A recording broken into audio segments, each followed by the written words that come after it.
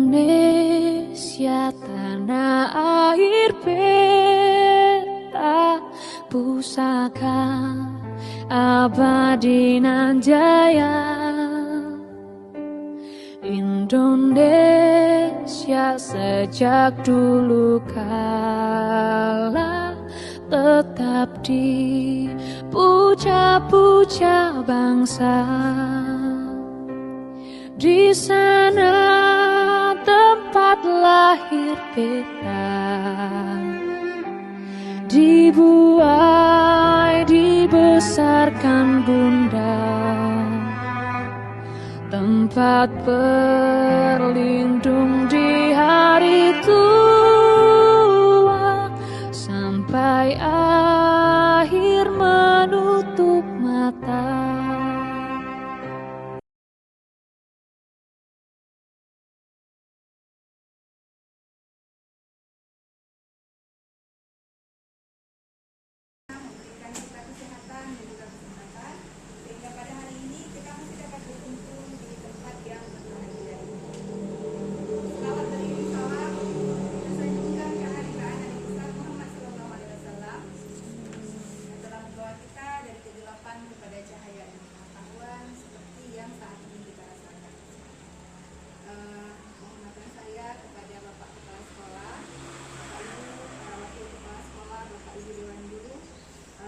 Bersedia hadir meluangkan waktunya pada kegiatan kita pagi ini secara bersama-sama. Baik, agenda kita hari ini adalah berbagi praktik baik tentang materi budaya positif. Jadi budaya positif ini adalah salah satu materi yang diajarkan pada pendidikan guru penggerak yang mana budaya positif ini masuk ke modul 4, modul 1.4. Jadi modul 1 itu ada 4 bagian, 1.1, 1.2, 1.3, dan ini adalah penghabisan dari modul 1, yaitu 1.4. Baik Bapak Ibu, perkenalkan nama saya Ega Soraya, saya calon guru penggerak angkatan 11 Kabupaten Pidijaya. Kemudian Bapak Ibu, ini adalah konsep inti dari budaya positif. Yang pertama adalah perubahan paradigma budaya positif, kemudian disiplin positif, kemudian juga nilai-nilai kebajikan, kebutuhan dasar manusia, kemudian juga motivasi perilaku manusia, posisi kontrol guru, keyakinan kelas, dan segitiga restitusi.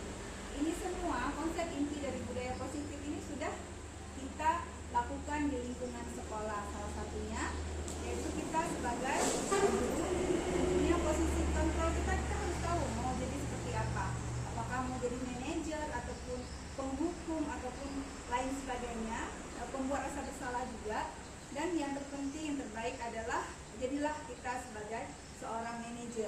manajer itu mampu mengakomodir apa kebutuhan dari si anak ataupun kebutuhan dari peserta didik. Kemudian keyakinan kelas, mungkin setiap kita sebagai guru kita sudah melakukan keyakinan kelas sebelum kita memulai pembelajaran, yaitu dengan mengajak anak-anak kita secara bersama untuk membuat keyakinan kelas masing-masing. Jadi anak-anak otomatis karena sudah melakukan ke nilai-nilai kebajikan. Oke Bapak Ibu, kemudian kita lanjutkan dengan pembelajaran paradigma baru. Jadi pembelajaran paradigma baru ini merupakan pembelajaran yang dirancang berdasarkan prinsip pembelajaran berdiferensiasi. Ya, peserta didik belajar sesuai dengan kebutuhannya berdasarkan tahap perkembangan sesuai dengan teori psikologi modern, yaitu mewujudkan profil pelajar Pancasila. Jadi profil pelajar Pancasila ini ada beberapa ya. Yang pertama, beriman dan bertakwa kepada Tuhan Yang Maha Esa. Kemudian berkebinekaan global, gotong royong, kreatif, mandiri, dan juga bersikap kritis. Jadi Bapak Ibu diharapkan para peserta didik ini dapat melakukan hal seperti ini. Jadi ini adalah paradigma baru yang harus kita kembangkan sebagai seorang pendidik. Baik Bapak Ibu, kita lanjutkan tentang miskonsepsi tentang teori kontrol. Jadi kalau selama ini guru diibaratkan diilusikan sebagai orang yang mengontrol murid. Akan tetapi pada dasarnya setiap manusia mengatakan boleh bergabung.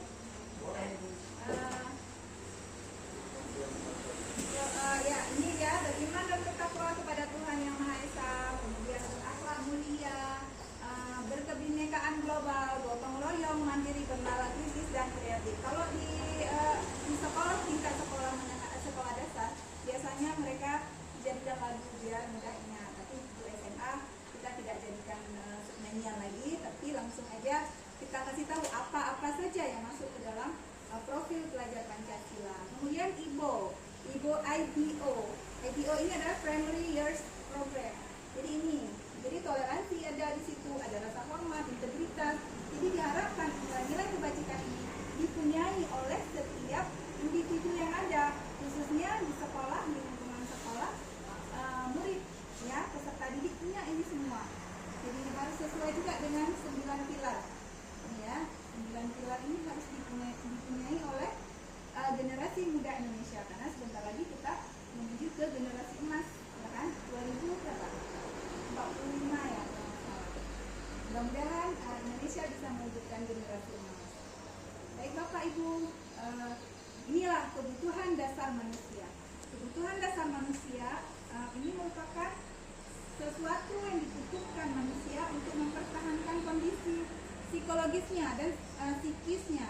Karena di lingkungan kerja, di lingkungan sekolah, jika seseorang di bawah tekanan, maka bekerjanya menjadi tidak nyaman. Jadi seperti dengan peserta didik kita. Jadi jangan sampai kita tekan anak-anak untuk mematuhi apa yang kita inginkan, tetapi ajaklah dia berkomunikasi, ajak dia bermusyawarah, anggap dia sebagai teman. Jadi dia dengan mudah bisa kita rangkul bersama. Jadi seperti itu ya Bapak Ibu, ini adalah tujuan mempertahankan kehidupan dan kesehatan mereka, kesehatan psikis dan emosionalnya. Jadi Bapak Ibu, kita lanjutkan lagi 5 kebutuhan dasar manusia. Ini adalah 5 kebutuhan dasar manusia, ini harus dipunyai oleh setiap insan. Ini menurut Dr. William Glasser, atau biasa juga dikenal dengan Glasser, teori Glasser, dia ada 5 kebutuhan dasar manusia. Yang pertama, penguasaan, kemudian kasih sayang dan rasa diterima, kemudian bertahan hidup, kesenangan, dan kebebasan. Kalau kesemuanya ini, kelima-limanya ini kita punyai sebagai guru, baik sebagai guru, baik sebagai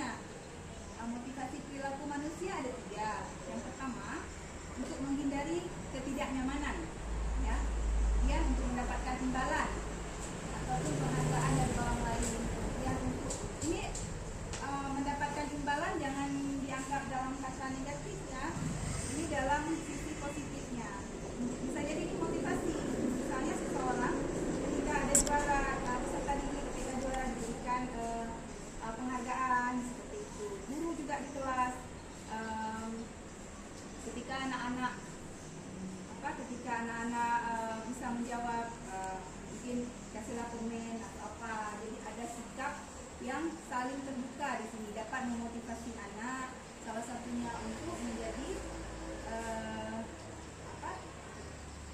generasi hebat yang saya katakan.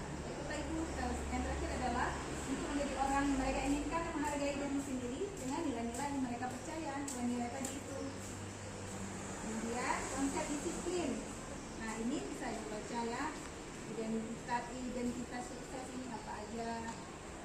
Kemudian yang paling harus dikuasai ataupun yang paling harus diinikan oleh anak adalah stimulusnya, stimulus atau responnya.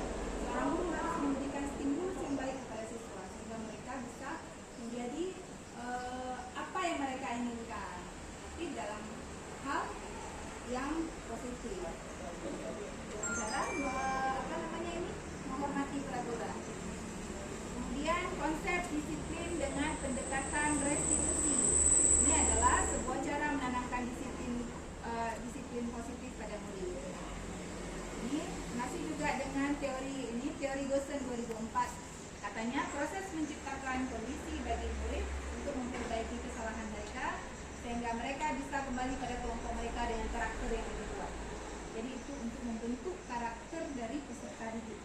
Setelah dia keluar dari sekolah, setelah dia tamat pendidikan, maka dia berhadapan dengan dunia luar. Jika dia berhadapan dengan dunia luar, maka disitulah karakter yang kita ajarkan selama dia menempuh pendidikan itulah diterapkan dalam kehidupan mereka dan semuanya. Kita harapkan karakternya karakter yang baik-baik semua, berlandaskan dari profil pelajar Pancasila. Oke Bapak Ibu, ini ya hukuman, konsekuensi, restitusi, ini ada perbedaannya. Kemudian 5 posisi kontrol ini, yang tadi saya bilang, guru itu ada 5 macam ini. Ini ada 5 macam. Ada posisi kontrol sebagai guru, ini ada 5. Ada sebagai penghukum, ada sebagai pembuat rasa bersalah, ada sebagai teman, ada sebagai pemantau saja, kemudian ada sebagai manajer. Di antara yang kelima ini, jadilah kita sebagai seorang guru yang memiliki posisi kontrol sebagai manajer. Manajer itu dapat mengakomodir kebutuhan siswa. Kemudian jangan jadi seorang guru yang menjadi penghukum. Jadilah teman. Mungkin kalau kita buat tangganya, ini tangga teratas, ini langkah ketiga. Ketika anak melakukan kesalahan, panggillah dia dengan penyelesaiannya dengan menggunakan segitiga restitusi. Yang pertama adalah menstabilkan identitas. Kita stabilkan identitas yang di bawah ini. Itu setiap orang pasti pernah melakukan kesalahan. Kita bilang sama anak, setiap kita manusia, kita pasti melakukan kesalahan. Tentunya kemudian kita validasi tindakan apa yang salah yang sudah kamu lakukan. Kemudian menanamkan keyakinan, apakah betul yang kamu lakukan itu tadi salah atau betul atau melanggar peraturan. Jadi mereka jawab salah. Kemudian kita kasih gambaran apa saja yang harus dilakukan untuk menjauhi perbuatan tadi.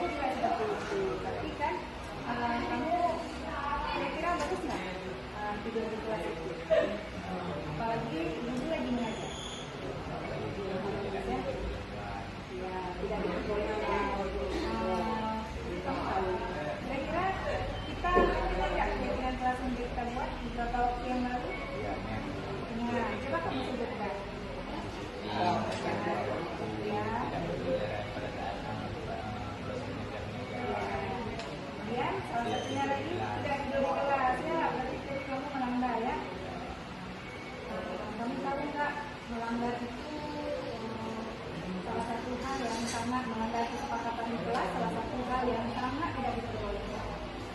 Tahu ya? Kira-kira apa alasan kamu? Mau dengar apa alasan kamu tadi tidur? Kenapa? Main game. Kenapa main game? Sampai jam berapa tidurnya? Jam 12 malam baru tidur. Ya, tadi kita masuk jam pertama jam 8 ya, jam 8 jam pertama masuk pelajaran kamu udah ngantuk. Kamu cuma tidur berapa jam dari jam 12 sampai kamu jam berapa? Jam 7 kamu nggak sholat subuh. Ya, kamu sudah melewatkan sholat subuh. Besok kita mau kesalahan ini tidak diulang lagi. Jadi ini bagaimana? Kamu janji sama ibu kamu ulangi ya? Jadi namanya mari sama-sama kita harus ingat kembali apa yang sudah kita sepakati bersama. Baik ya, dan diulangi lagi. Terima kasih Sefa. Assalamualaikum warahmatullahi wabarakatuh. Saya Sefa Muhammad, saya di kelas 11 Saya melakukan kesalahan atau tidak sesuai dengan keyakinan kelas. Saya tidur di kelas. Saya tidak mendapatkan hukuman atau dimarahi guru. Saya ditanya alasan kenapa tidur di kelas dan tidak memperhatikan penjelasan guru dan diminta mencari solusi atas kesalahan saya. Saya berusaha mencari solusi dengan bimbingan guru sehingga saya dapat menemukan solusi yang harus saya lakukan. Yang guru lakukan ini adalah demi masa depan saya.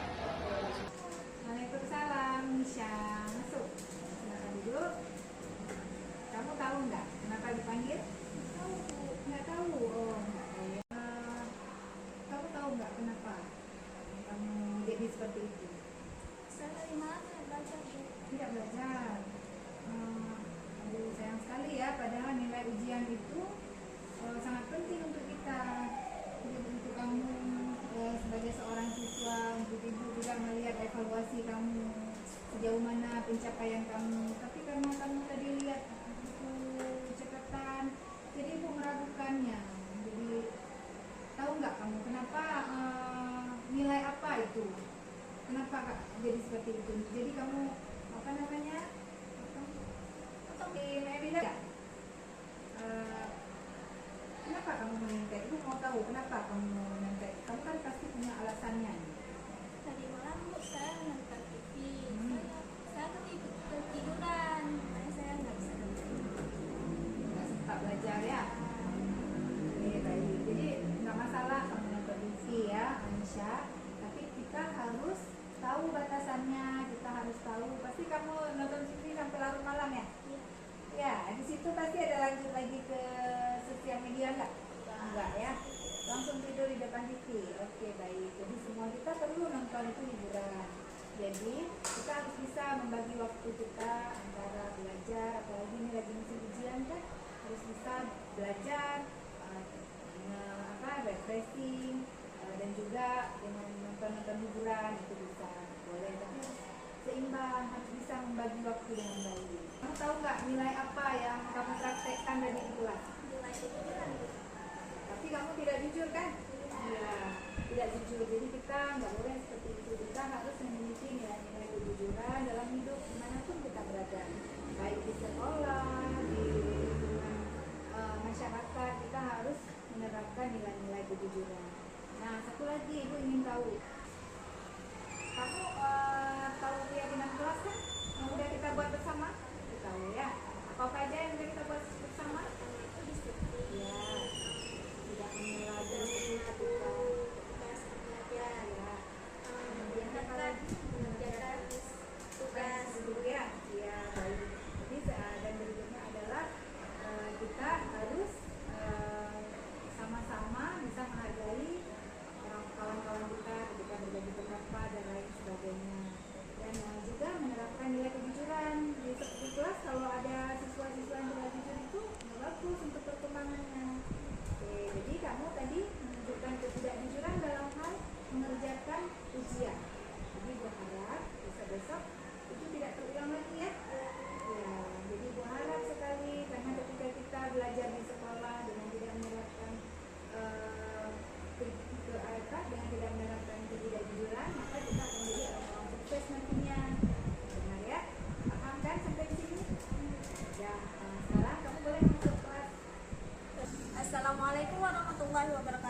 Saya Nisha dari kelas 10.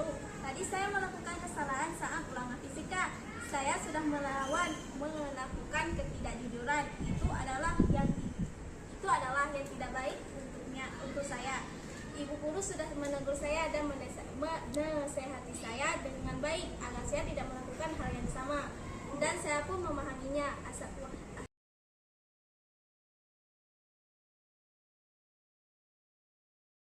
Dah. Assalamualaikum warahmatullahi wabarakatuh.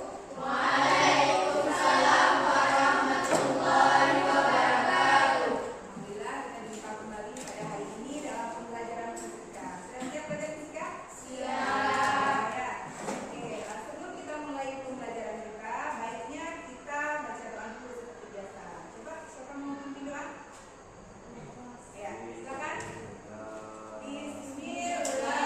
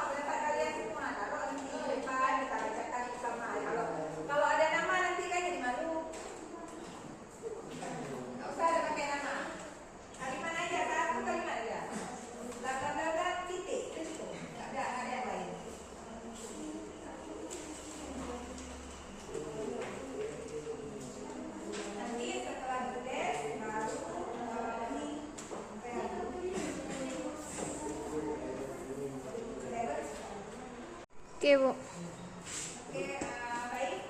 Udah siap semua? Udah. Udah, cepat juga siapnya ya? Siap. Karena di luar kepalaan, karena biasanya memang seperti itu, kita sebelum mulai pembelajaran, biasanya kita buat kesepakatan dulu atau keyakinan dulu supaya kita pahami secara bersama-sama. Kita tahu agar betul bahwa itu kita yang buat. Nah, tolong yang bicara dulu ketika itu sudah